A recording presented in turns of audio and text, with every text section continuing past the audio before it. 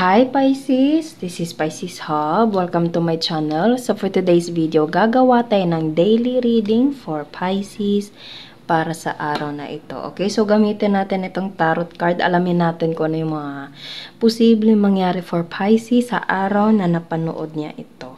Okay, this is a timeless reading po. So kahit anong araw, buwan, taon mo ito napanood Pisces. Basta tugma sa sitwasyon niyo po, take lang. Okay, pag hindi, huwag pong ipilit, okay? So, reminder lang na ito ay general reading po. So, pwede pong mag-resonate sa'yo, pwede pong hindi. And again, this is a timeless reading. So, kahit anong araw, buwan, taon mo ito napanood, basta mag-resonate sa sitwasyon, take lang. And welcome po ang lahat ng gender, babae, lalaki, LGBT, ay pwede po sa feminine or masculine na cards. Okay, so alamin natin kung ano yung mga posibleng mangyari for Pisces sa araw na napanood niya ito. Mga gabay mensahe para kay Pisces sa araw na ito. Ano po yung mga gabay mensahe niyo po for Pisces? Mga posibleng mangyari para kay Pisces sa araw na ito. Okay, kunin natin to. Seven of Pentacles. Okay, you're working something, Pisces. Pwede meron kang sidelines, meron kang inaaral, pwedeng hobby, okay? Or pwedeng pagluluto. Pwede pong ganon. And Five of Pentacles kasi medyo kailangan ng mga babayarin. Okay, so pwede meron kang mga side hustles dyan, Pisces. Mga parang ayun nga, parang sidelines, mga pagluluto, pagbebenta, pag-aaral ng ano ba, mga skills, okay?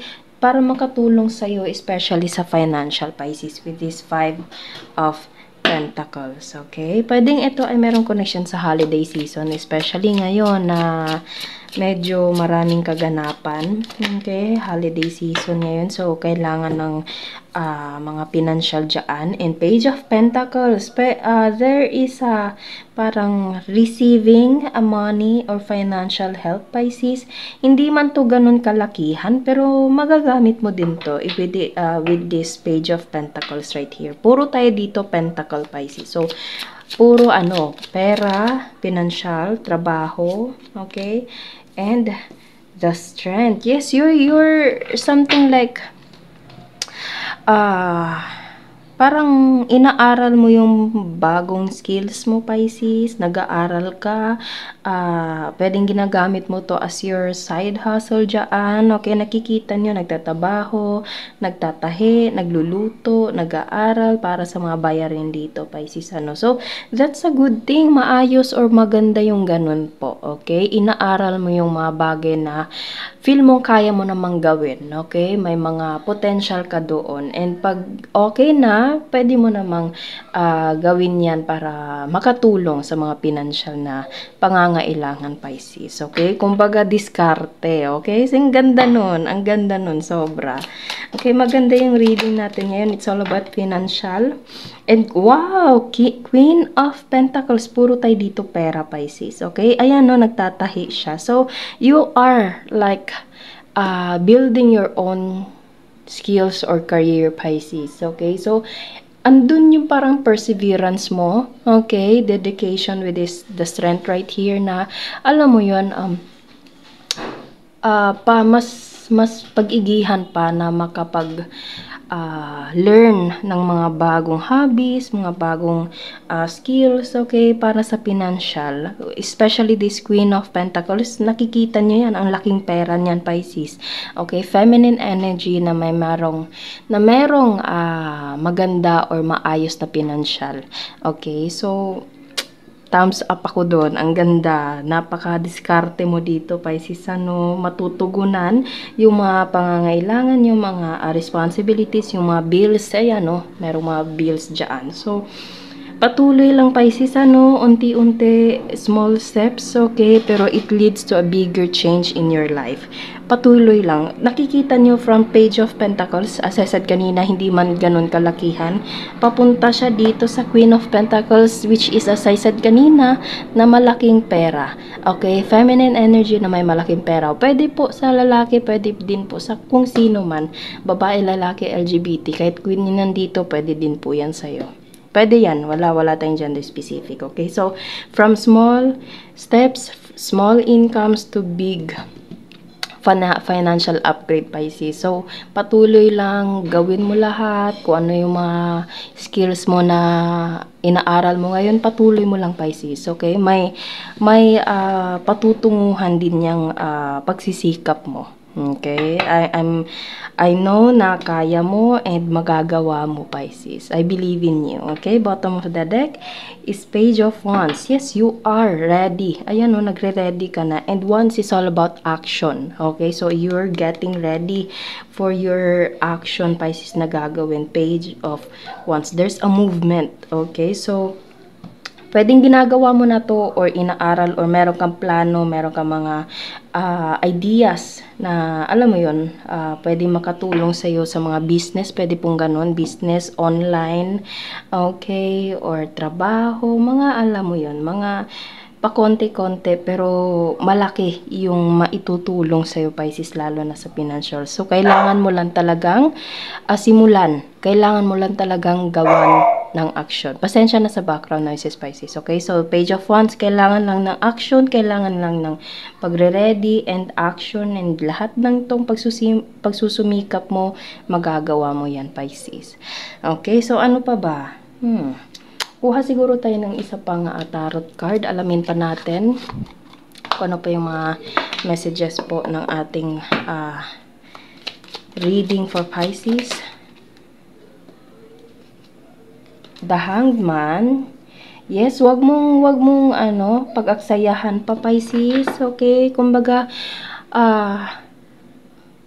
wag kang tawag dito, parang wag mong hayaang lumipas pa yung mga oras, Pisces. Gawan mo na agad ng action. Kasi, the Hanged Man kasi is something like non-movement, walang ganap, non-action, walang kilos, okay? So, pag ganito, Pisces, kabaliktaran siya nung nandito, Page of Wands pa lang, oh. So, kabaliktaran siya. So, kung ganito pa yung ginagawa mo, pwedeng nagpaplano ka pa, make sure, Pisces, na gagawin mo talaga. Okay? As soon as possible. Okay? Para hindi, kumbaga, time is gold, sabi nga nila. Okay? So, ano pa po? Action agad. Okay? Gawin, aralin. Okay? So, ano pa? Ano pa po yung mga mensahe niyo po for Pisces sa araw na ito? Ayan, Page of Pentacles na naman tayo dito, Pisces. Page of Pentacles, Page of Pentacles. So, pwedeng makakahiram ka ng mga financial dyan, Pisces, para makatulong sa'yo for your first step sa kung ano man yung plano mo dito, or kung hindi naman parang hiram, pwedeng meron kang ganito na, yun nga, parang maliit na capital, pero malaki yung income, malaki yung return, Pisces. So, gawin mo, okay? Gawan mo ng action, okay? Pag meron ka ng mga alam mo yun, kung meron ka ng mga gamit dyan, kung ready na, gawin mo agad, Pisces. Huwag nang paligoy-ligoy pa.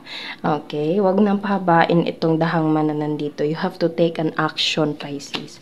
Okay? Lalo na sa financial. Gawin mo agad.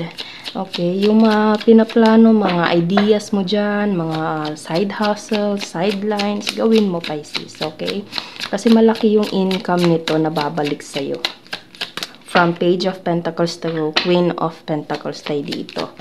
Okay, business-minded. And Four of Cups, you are waiting for something, Pisces. Okay, pero you have to, trust the process lang. Hindi sa lahat ng panahon mabilis, okay? Unti-unti yan.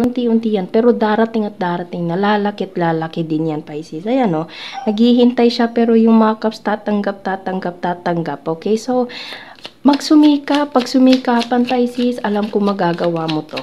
Okay, lalo na sa career, lalo na sa financial, itong mga skills na pinaplano mo, itong mga pagsusumikap na ginagawa mo, Pisces. Okay? The Justice. And ano pa po?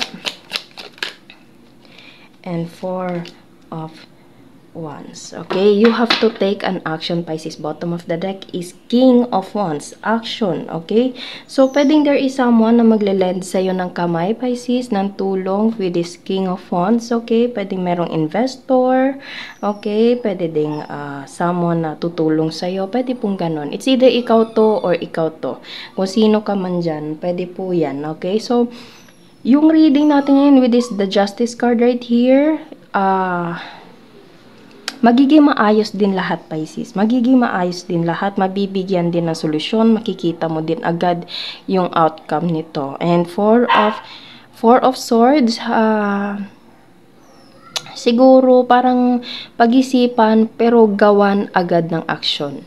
Okay, kumbaga yung mga plano mo, mga sinusulat mo dyan, okay yon, pero wag mong hayaan na lumipas pa yung mga panahon, Pisces, yung oras, gawan mo agad ng action, okay? Kasi merong malaking possibility dito, Pisces, na yung income mo aakyat, tataas, magi-improve, okay? So, as long as possible, pag meron ka ng yung mga, alam mo yon, mga gamit, mga skills, mga knowledge na magagamit mo, go for it. Okay? Go for it. Ito yung sign, Pisces, na kung ano man yung mga business ideas mo dyan, mga pagkakakitaan mo dyan, gawin mo agad-agad. Okay? Kasi alam ko, naniniwala ako na kaya mo yan. Okay? So, there's a big possibility na mayroong taong tutulong sa'yo, mayroong taong sumusuporta sa'yo, Pisces, or dapat ikaw mismo sa sarili mo. Okay? Kasi malaki. Maganda yung magiging outcome nito, Pisces, ano? So, tiwala lang. And huwag kalimutan na ask for guidance in our God po. Okay? Humingi ng tulong, gabay na naway maging maayos po ang outcome nitong pagsusumikap mo, Pisces. Okay?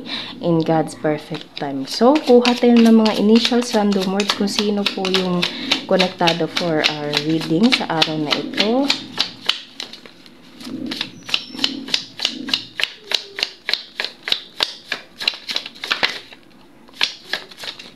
Ayan, so, meron blonde.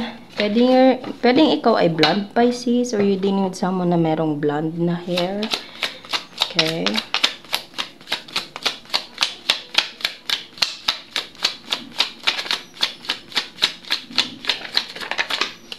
Younger.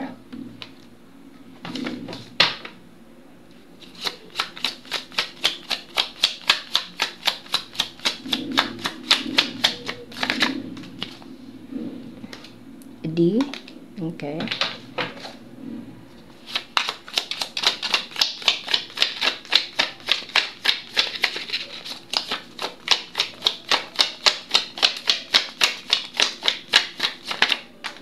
And trabaho.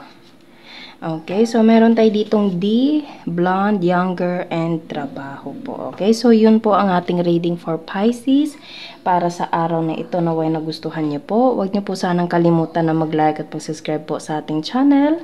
And click the bell button, Pisces, para ma-notify po kayo sa next videos na i-upload natin. Okay, so thank you, Pisces, and God bless!